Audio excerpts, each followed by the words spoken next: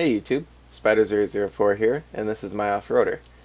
It varies greatly compared to any other vehicle I've ever done, because it is my first fully real vehicle. I will show you what I mean. Up front, we have a real engine, a Boxer 10 powering it. Holding up the body, we have real suspension. And behind the engine, we have a real transmission with 5 gears. This is not ACF, it is not an E2, and it is not a hollow. There is nothing no-grabbed on this, and there is no super-weighted controller frozen while it drives. It's a self-contained unit. To my knowledge, it is the first vehicle like this. First off, I'd like to say that XXX Mag showed me the basic concept of this transmission, and I made a version to fit my car. How the transmission works is these props are all made spherical so that they are smooth, and jalopy-tired so that they have lots of friction. I'll refer to these props as gears.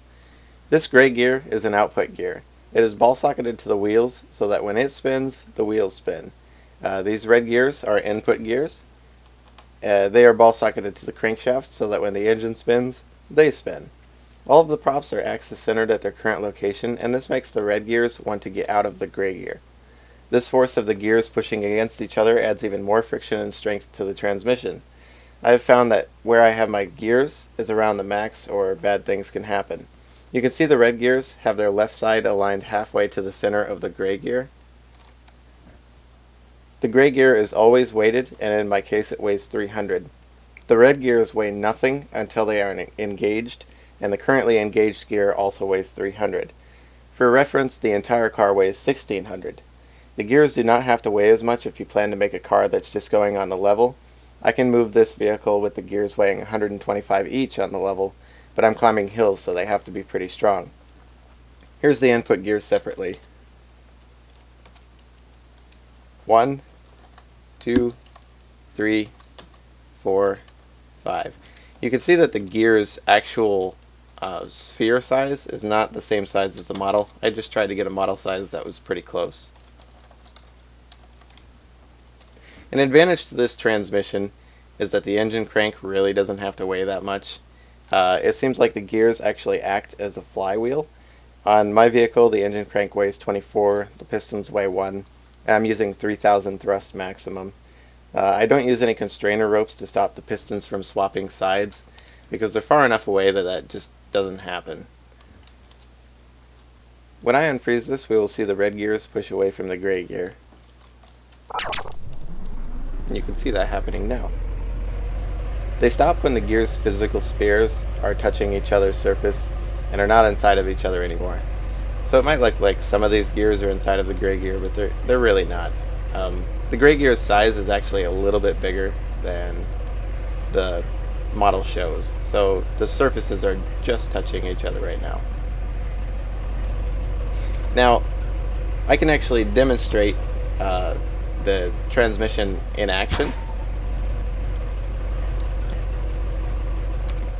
And we can see the transmission is off-center to the crankshaft right now, but if I engage a gear, it actually goes to where it should.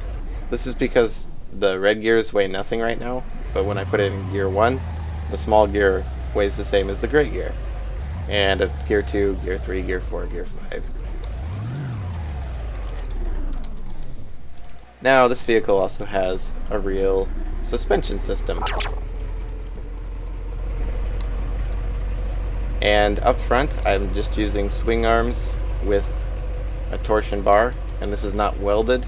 It's just axised on the end to the base plate and axised in 2 spots to the swing arm. And it has some pretty nice deflection, as I've come to expect from real prop suspension. It's firm, but also has good deflection. And in the back, we have some swing arms, and what is holding these up are pistons. My attempt at a piston anyway. This prop here has an axis to the base plate so that it can swing to the left and right. And it has a slider and a rope connecting from the middle of this to the middle of this. And the deflection of that rope is actually what gives it its suspension. So you can see it almost levels out there. Yet, it's still pretty firm. It's got a nice bit of bounce on it. And if you really need it, it has a lot more deflection for like landing jumps and stuff like that. Anyway, this is the overview of my off-roader. I'm going to have another video where I actually drive this around and it's going to have some music to it. I just didn't want this video to be too long, so I hope you enjoyed the technical explanation of my off-roader, and thanks for watching and have a good one.